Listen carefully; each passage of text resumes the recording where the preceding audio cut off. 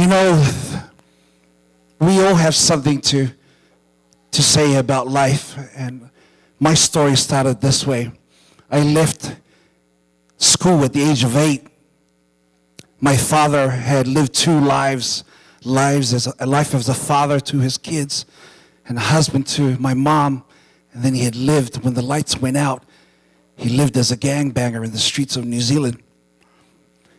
And as we were growing up, we knew something was happening because he would always take off in his motorcycle. We would always hear it. But when he came back, we would hear noise and we would crack open the door and my mother would be getting her lickings. She'd be getting beat up, you know. It was an ongoing thing that all we did was hide, like any other kid would do. Hide so you can't hear anything. At the age of 9, something happened. My father took 4 of us kids out of the home, and I didn't realize that was the last time I get to see my mother. At the age of 11, I lost my first brother. At the age of 15, I lost my second.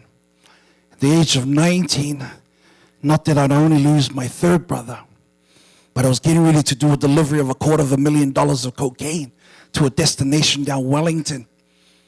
And then I heard my father had just passed. And I asked the brother, Kersey, how did it happen? Who are we going to go out and take out now? He said, your dad hanged himself. And you got to remember, as a 9-year-old to 19 years old, I had been through so much. I lost my bloods, which didn't mean anything at the time because all we were living for was a patch. The king cobras. That's all we lived for. I took my first stabbing at the age of 10, took my first cocaine and heroin at the age of 9, and I never stopped until I was 19. And I had a decision to make, my brother. I wanted to. When my father had died, I was free. I didn't have to follow him anymore. So I decided to steal a vehicle and drive to the farm that I grew up in. And I had a stolen gun, a Beretta, underneath the seat because I had a plan. Like we all have a plan to come to church. I had a plan to go see if my mother was still in that house 10 years later. I knock on the door. An old lady come out with a baseball bat. Who the hell are you? Like every other mother, you can hear the sound of your own son. And I said, Mom, it's me. It's me. And I never shed a tear in 10 years. My mom said, come. We fell down. I said to my mother, I'm so sorry about what happened. You will never know. I just want to tell you I love you. And I was trying to get away so I can put a bullet in my head. My mom said, stay, son. Just stay for a couple of days. 3 weeks later, I didn't realize that my mother was getting me a passport. She put me on a plane to Australia in Melbourne. I get on the other side. Her friend was on the other side. A woman come up to me. She goes, are you Simati? And I said, what the hell do you want with me? 10 years. You got to remember now, 10 years. Tough cookie, you know. Stubborn, just in the darkness. She said, come, son. I'm your mama's friend. I'll take care of you. Walk outside the airport doors and there's a bus waiting for me. A woman come out. Another one come out. Then I finally realized these women are nuns.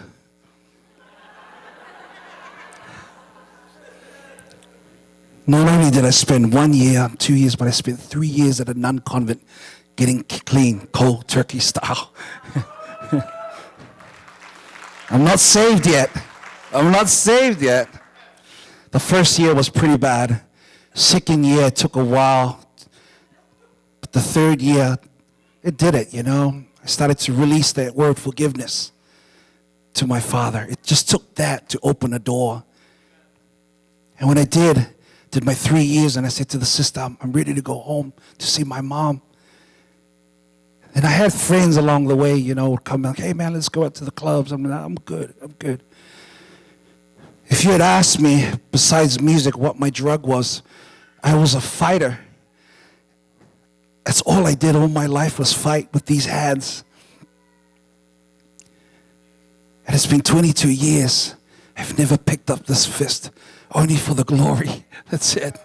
Only for the Father. And I'm getting ready to jump on the plane the next day, and my friends say, hey, man, come. There's a crusade happening at the MCG in Melbourne. I said, nah, I'm good, man. I'm going to go see my mom. I'm good. I said, just come, man. It'll be good. We'll be back. Bring you home at 9 o'clock. You'll be good. And I didn't realize that crusade was Billy Graham's crusade. I'm at the altar, and I'm weeping. I'm just like, what's next? And then something hit me. Just give me your hand, son. It's going to be okay. Let that wall down, one brick at a time.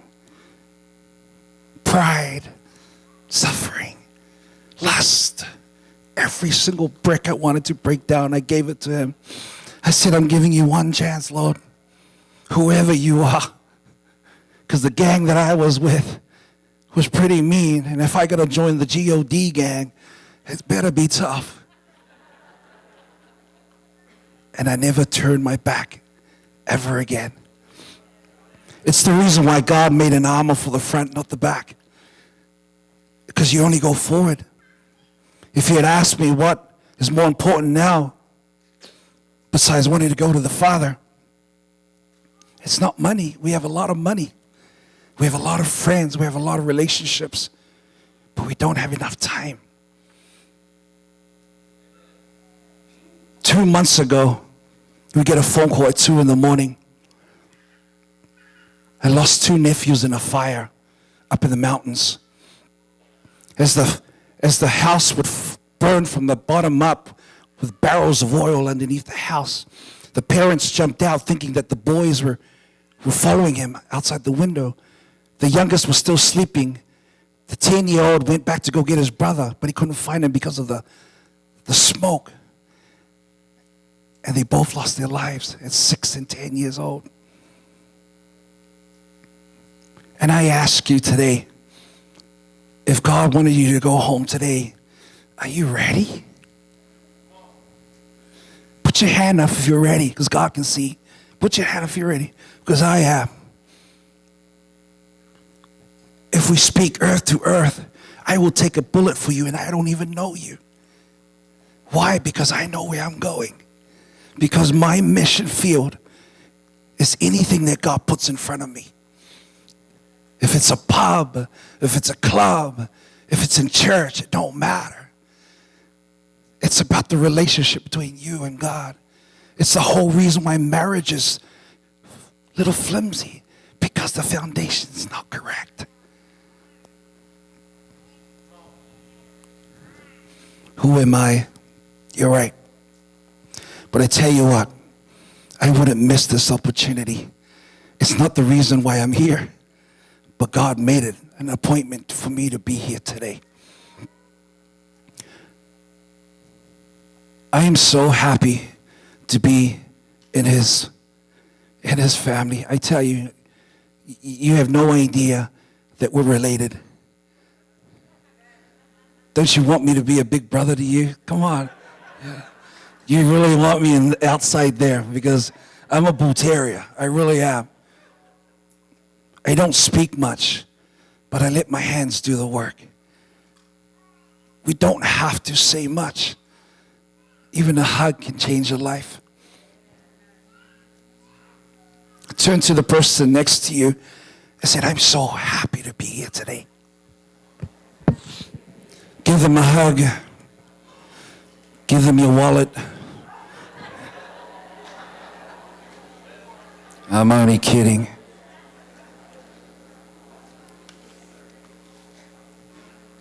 The story doesn't have to be long, but I wrote a few things before I came here. And it's stuff that I follow every day.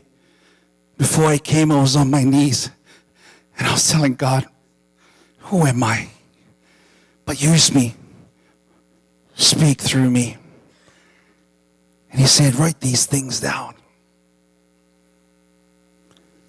For those who struggle through things in life, we all struggle. I always get tested every single day. We had a couple of guys come into the bar that we were playing at. They started trouble and they said, let's take it outside. Coming from where I came from, I'm happy. I'm jumping up in joy to go outside. I really am. But they say, God, take control. Before the guy even tried to strike me, I hugged him. I bear hugged him. Now you can only imagine two sumo wrestlers on the floor. He's manifesting. I don't have to do anything. I just hugged him with God's love. When the cops came and said, LT, what did you do? I said, I did nothing, man. I just hugged him. It's simple. We tend to turn the word around so that it tries to fit you. It's not supposed to. You're supposed to enter into the word. If I ask you, how many times do you read the word? How many times do you read the word? How many times do you read the word pass? Every day, because it's your lifestyle. That's what you're supposed to do. We have to own our own happiness, and that happiness comes from the Father. It's just simple as that. Take responsibility for our happiness. We have to be. We don't have time to figure out if we want to be happy or not. 2, it's time to change your story. Enough of the old story. I've lived 42 years of my life, and only 22 years of that has been with Him. And that's my new story. It's true. It's true. Just like my brother, he enjoys the journey, not only the destination that he's heading to. It's not just chasing the destination. I want to be a rock star. And then that destination is so far away, you forget about enjoying the journey towards that destination. We're heading to that destination. But God said, enjoy it while you go through towards me. Don't miss out on the blessings. It's like the boy with the 3 breads, 3 loaves, and the fish. The blessing didn't take place unless it was broken. When he broke it, the blessing took place. Right? I was broken. Until God blessed me, I was a changed man. Relationships. I was in Idaho last year. I work with kids, troubled kids. I go through prisons all year round. I'm getting ready to go for another one in Idaho, Rexburg. And I was in a crowd, 6,000, 95% Mormon, you know. I got to watch my back because God has ways. And He speaks through, and I just say it, just as it is. I said, sir, could you come up to the stage? This gentleman came up. I said, turn the lights on, please. I said, sir, when's the last time you gave flowers to your wife? It's been a while, LT. When was the last time you took her out for a date? It's been a while. When was the last time you said, I love you? It's been a while. When was the last time you did anything? It's been a while. And I said, which one's your wife? And he's looking around and he can't see her because she moved from there to the corner weeping. And I said, sir, if you had one thing to say to your wife, what would you say right now? And he stood there and he couldn't say a word. I said, what do you do for a living? He said, I'm the mayor. I said, sir, I want to challenge you. There are so many more important things than money and church and every other thing there is. Get our priorities correct. The Father first. That's the key to open the first thing you do. And how many of you get up in the morning and pray before your feet hit the floor? I do. I have to. Because that's the only road I want to walk is His road. 2 months later, he resigned. And I got an email from him. I said, thank you for changing my life. But by the way, I have a question for you. Are you an LDS? And then I emailed back, what's an LDS? I had no idea. But I tell you what, do you have a heart I have a heart too. And that belongs to someone up there. You guys okay out there? Is it okay? Too heavy? If it is, good.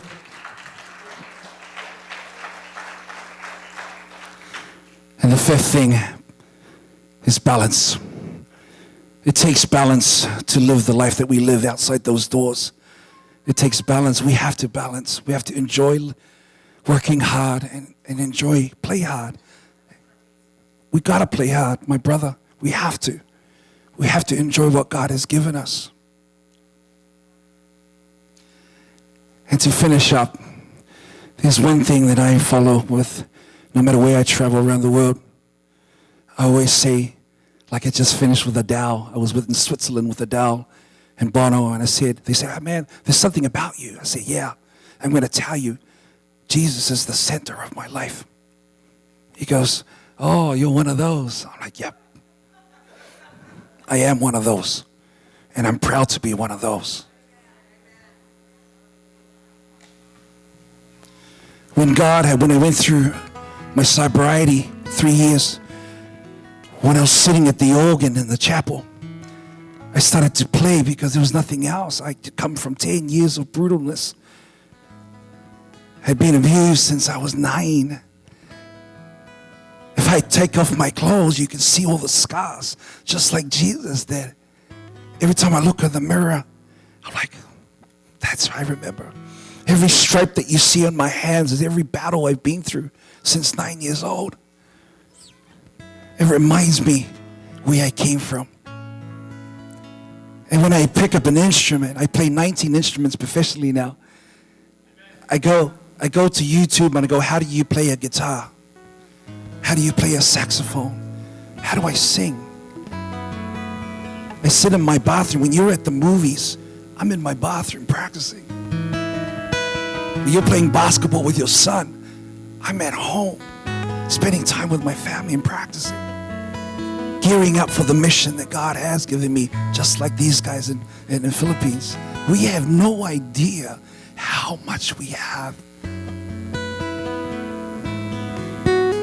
And then God blessed me with music. And I said, Father, just use me as much as you want.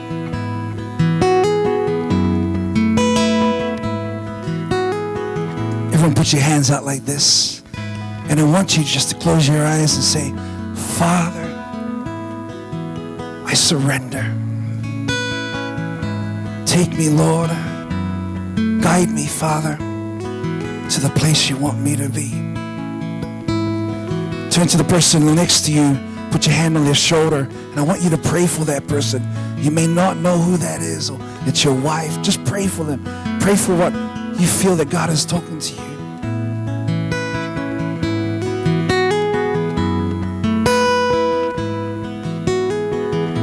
Thank you, Jesus. Thank you, Lord. See, God took the broken and He multiplied it. Just like those loaves and the 2 fishes. Right? And I challenge you, it's never too late. Just change your story. It doesn't matter if you're suffering from anger or from violence, from lust, whatever you're struggling with. Because that was me too. Guilty. I'm guilty. But Father, cleanse me.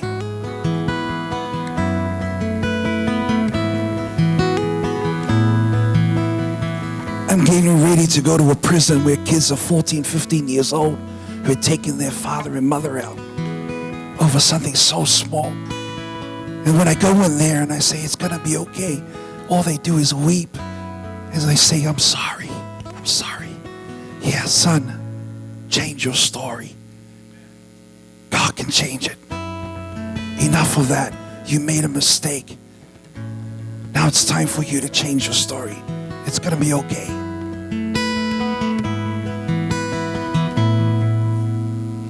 You want to take us, my brother? Let's sing this song as Pastor, whatever you want to share to the congregation right now. If you need prayer, I want you just to come up because time is running out. This might be it. Think about it.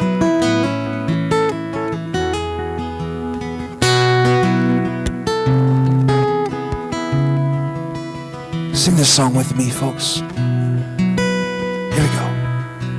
Jesus is the center of it all. Jesus is the center of it all.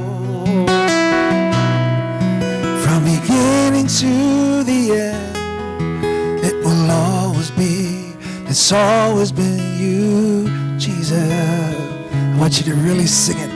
Go deep, guys. Go deep with Jesus. Here we go. And Jesus is.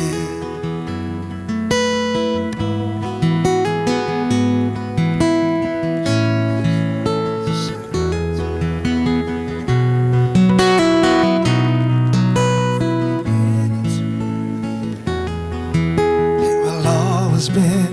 It's always been. Break those walls down. Take those bricks off one at a time, folks. And Jesus is the center of my life, Lord. And Jesus is the center. Father, be the center of their marriages, relationships, their friendships.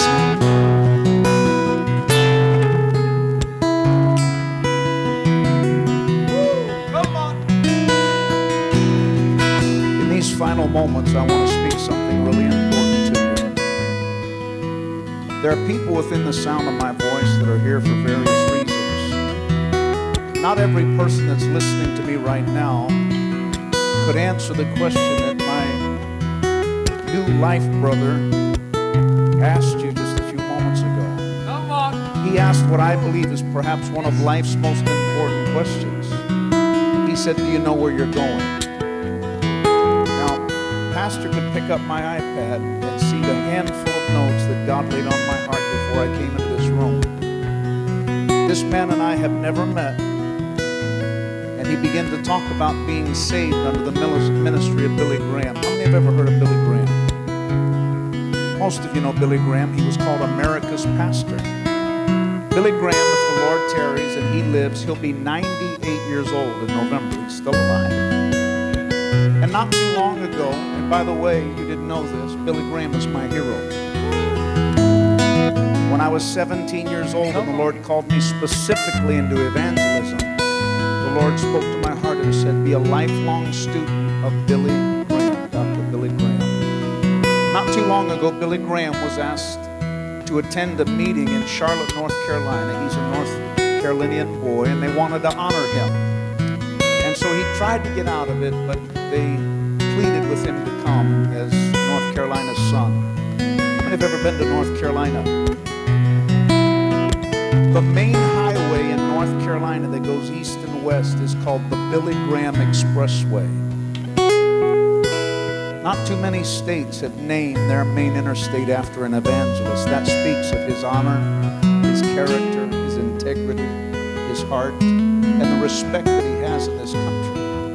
But as a feeble man at this banquet in his honor, he's a very humble man. When they gave him the microphone to speak, he told the true story of Thomas Edison. And he was on a train many years ago from Princeton, New Jersey. And as the man came down the train asking for people's tickets to punch their tickets, he couldn't find his ticket. And so the man that punched the tickets in the train waited for a few moments, and he was frantic. He couldn't find his ticket. And finally the conductor said, you know what? Don't worry about it. Everybody knows who you are. I have no doubt that you bought a ticket. And he passed him on by. A few moments after he'd punched everybody's ticket, he was walking back through the train car. He's now on his hands and knees frantically looking for his ticket. And the man said, hey, it's okay. We know who you are, and I'm sure you bought a ticket. His response was, you don't understand. I also know who I am, but I don't know where I'm going. was frantic for his ticket because it had the destination of his next engagement, and he really didn't know where he was going. Billy Graham, after telling that story, he said, I don't know if you've noticed, he said, but I have a brand new suit on.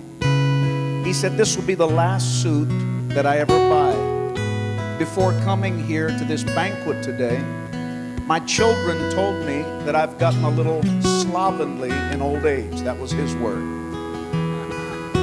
I've gotten a little slovenly in my old age. He said, when I was younger, I used to be fastidious.